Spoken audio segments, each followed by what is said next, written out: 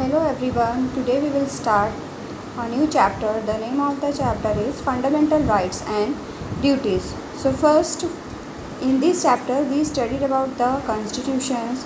We shall learn about fundamental rights and duties provided to us by the constitution. So in our constitution, citizens are given certain rights that is known as fundamental rights. तो हमारे constitution में citizens को कुछ rights दिए गए हैं, वो उसको हम फंडामेंटल राइट्स बोलते हैं और ये हमारे 6 हैं. So first one is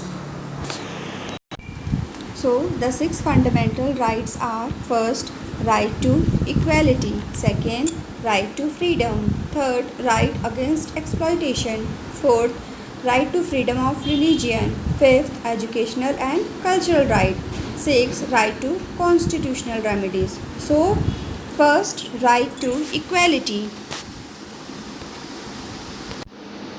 The right to equality includes equality before the law, the prohibition of discriminations on ground of religion, race, caste, gender or place of birth, equality of opportunity in matter of employment, the abolition of untouchability and abolition of titles. मतलब इसमें हर person law के सामने equal है, चाहे वो कोई भी cast का हो, कोई भी जेंडर हो, उसका वो कहीं पे भी बर्थ लिया हो, उसको इक्वल अपॉर्चुनिटी है अपने मैटर को लॉ के सामने डिस्कस करने का, चाहे वो कोई भी कास्ट हो, कोई भी रिलीजन हो, कोई भी जेंडर हो, कोई भी उसके लिए प्रोहिबिशंस नहीं है. वो उसको अपना मैटर जो है वो अपने लॉ के सामने उसको फुलफिल रखने का और उसको न्याय मिलने का पूरा हक है. इक्वालिटी है, इक्वल है.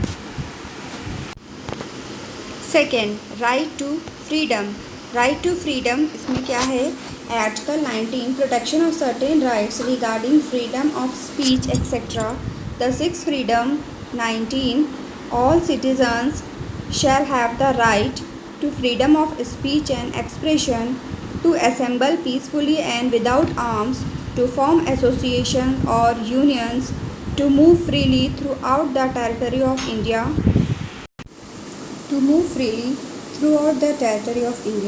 to reside and settle in any part of the territory of India. The right to hold and dispose of property omitted by Constitutional 44 Amendment Act 1978, to practice any profession or to carry on any occupation, trade or business. Right to freedom मतलब all citizen को equal rights है अपने बात को बोलने का और express करने का बिना कोई रेस्ट्रिक्शन के. वो कहीं भी आ जा सकता है इंडिया में और कहीं भी अपना आ जा सकता है और सेटल भी हो सकता है और अपने प्रॉपर्टी को रख सकता है इंडिया के कहीं पे बिना किसी रेस्ट्रिक्शन के. उसको राइट टू फ्रीडम एक्ट के द्वारा थ्रू 19 से 22 एक्ट आर्ट जो है उसके थ्रू उसको ये आज़ादी है कि वो कहीं भी आ जा सकता है, उसको कोई भी रेस्ट्रिक्शंस नहीं है और वो अपना बिजनेस भी इंडिया में कहीं पर भी सेटल कर सकता है. Now the third one is right against exploitation. Exploitation means taking advantage of one's problem and not giving actual wages for his work. In our society, we can see different type of exploitation like working of the whole day. Women are paid less wages compared to men. मतलब हम किसी चीज़ को किसी का शोषण करें, जैसे कि उनसे हम ज़्यादा काम कराते हैं. अपने सोसाइटी में उससे ये होता है कि वुमेंस को ज़्यादा काम कराते हैं, दिन भर काम कराते हैं और उसको हम लेस वेजेस देते हैं. हम रेलवे स्टेशन में भी देखते हैं कि छोटे छोटे बच्चे जो है वो काम करते हैं तो उनको हम एक्सप्लॉइट ही कर रहे हैं. उनके पढ़ने की उम्र में उनसे काम करा रहे हैं, उनके खेलने की उम्र में काम करा रहे हैं, उनसे कचरा फेंकवा रहे हैं और इसके कारण उनका जो मानसिक विकास नहीं हो पाता है. तो ये भी एक तरह का एक्सप्लॉइटेशन है. और हमारे कॉन्स्टिट्यूशन में children the age of below 14 years को एम्प्लॉयमेंट फैक्ट्री में कहीं भी या माइंस में करने की इजाज़त नहीं है. उसको पनिशमेंट मिलता है, लेकिन मोस्ट ऑफ द जगह पे ऐसे करते हैं, लेकिन उनको नहीं कराना है. हम उनका शोषण नहीं कर सकते. 14 ईयर्स के बिलो के एज के चिल्ड्रन को उनको हम अपने फैक्ट्रीज या माइंस पे जॉब नहीं दे सकते क्योंकि ये उनके पढ़ने का उम्र है. तो इसको हम इसको हम इसी में आता है राइट अगेंस्ट एक्सप्लॉयटेशन, मतलब किसी का शोषण करना. Now the fourth one is right to freedom of religion. People of many religions live in India. They all have their right to believe the religion of their choice, and also they have freedom of practicing their own custom and tradition. Any person can speak their religion. Every religion is equal for government and it cannot encourage any religion. Religious activities should not be made compulsory in school, college and technical institution. Religious freedom is marked with some limitations so that people cannot act in an human and fundamentalist way in the name of religion. मतलब people जो है हमारे India में एक बहुत अलग अलग cast के रिलीजन्स हैं, अलग अलग, कोई हिंदू है, मुस्लिम है, सिख है, और हर रिलीजन को अपने कास्ट को मानने का पूरा हक है, अधिकार है। वो अपने कस्टम और ट्रेडिशंस को मान सकता है और अपने रिलीजन को, any person can preach their religion, और कोई भी अपने रिलीजन को प्रीच कर सकता है। गवर्नमेंट के आगे एवरी रिलीजन इक्वल है, वो किसी एक रिलीजन को प्रोत्साहित नहीं करते हैं। और रिलीजियस एक्टिविटी को कंपलसरी भी हम स्कूल में, कॉलेज में और टेक्निकल इंस्टीट्यूशन में नहीं बना सकते। वहाँ पे हर कोई फ्री है, हर कास्ट के, हर रिलीजियस फ्री है। गवर्नमेंट के आगे हमारे स्कूल में, कॉलेज में और इंस्टीट्यूशन में कोई भी एक पर्टिकुलर कास्ट को हम बढ़ावा नहीं दे सकते हैं। तो हमारे लिए ह्यूमन फंडामेंटल में हर कास्ट एक इक्वल है और हर रिलीजन को इक्वल फ्री है अपना रिलीजियस और अपने कस्टम्स को फॉलो करने का। Now the next one is cultural and educational right. The Constitution provides that every community can run its own institution to preserve its own culture and language. The minorities are also given the right to establish and administer education institution of their own. Article 29 Protection of interest of minorities, and in Article 30 Right to minorities to establish and administer educational institution। मतलब educational और cultural rights में people हैं जो India के different language religious के रहते हैं और उनको अपना कल्चर और कॉन्स्टिट्यूशन, उनको अपना कल्चर फॉलो करने का पूरा हक है। और कॉन्स्टिट्यूशन भी उनको राइट्स देता है और उनको सिक्योर करता है उनके लैंग्वेज को और उनके रिटर्न स्क्रिप्ट को।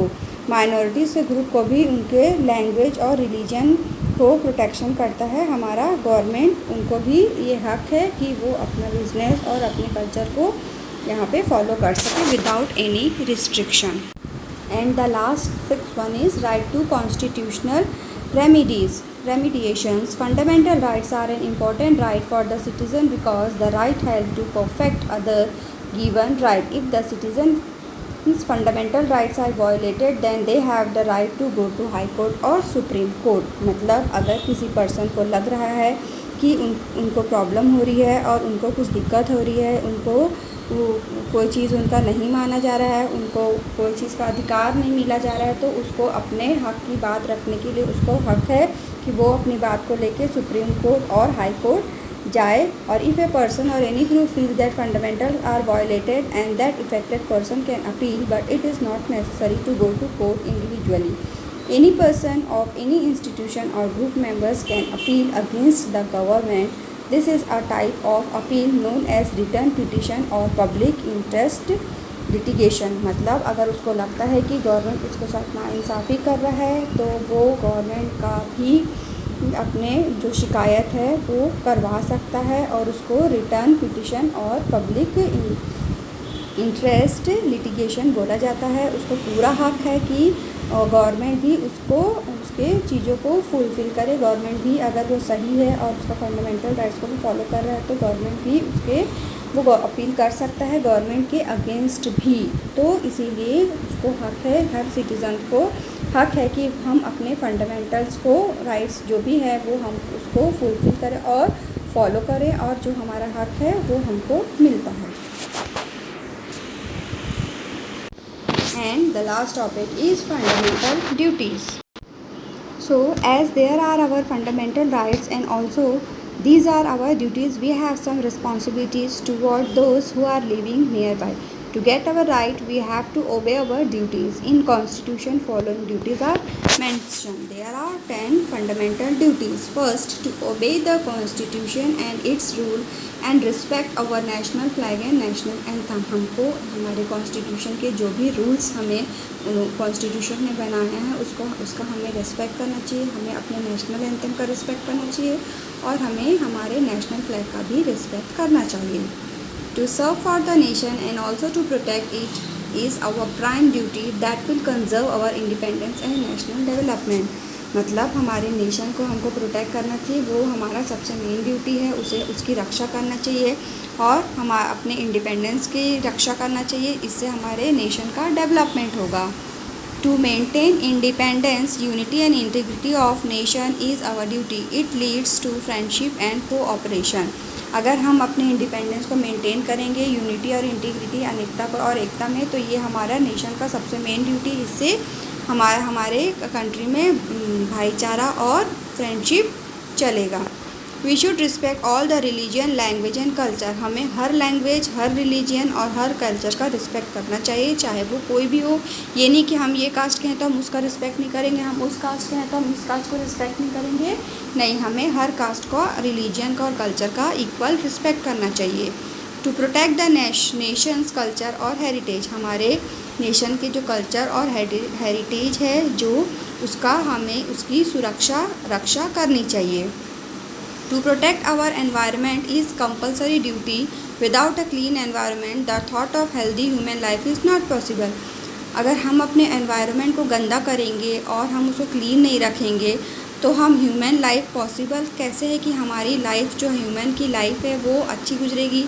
तो इसलिए सबसे पहले हमको अपने एनवायरनमेंट की सुरक्षा रखनी चाहिए, उसको साफ़ सुथरा रखना चाहिए, उसमें गंदगी नहीं फैलाना चाहिए ताकि हम एक अच्छा हेल्दी ह्यूमन लाइफ स्पेंड कर सकें.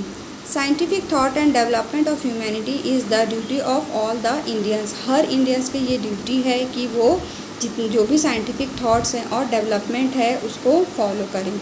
To protect and save the public property like school, hospital, rail, bus, post office is our duty. जितने भी पब्लिक प्रॉपर्टी हैं जैसे स्कूल है, हॉस्पिटल है, rail, bus, post office etcetera, वो सब की रक्षा, सुरक्षा और साफ़ सफाई का ध्यान हमें रखना चाहिए. ये नहीं कि ये तो पब्लिक प्रॉपर्टी तो हम वहाँ पे तोड़फोड़ मचाएं, हम उसको गंदा करें, तो ये गलत है. हर पब्लिक प्रॉपर्टी को सेव करना ये हमारी ड्यूटी है. To respect all citizens and not to dishonour them is our duty. हर सिटीजन्स का रिस्पेक्ट करना, उनका अनादर नहीं करना और पूरे हर सिटीजन्स का रिस्पेक्ट करना ही मेन ड्यूटी है हमारे इंडियंस का. It is compulsory duty of all parents or guardians to avail the opportunity to educate the child below 14 years. Her parents की ये ड्यूटी है गार्जियन की कि वो बिलो 14 ईयर्स के चाइल्ड को एजुकेशन दे. ये नहीं कि वो उनसे काम कराए, उनको एजुकेशन नहीं दे. 14 ईयर्स के बिलो के हर बच्चे को प्रॉपर एजुकेशन मिलना चाहिए. ये पेरेंट्स और गार्जियन का कंपलसरी ड्यूटी है.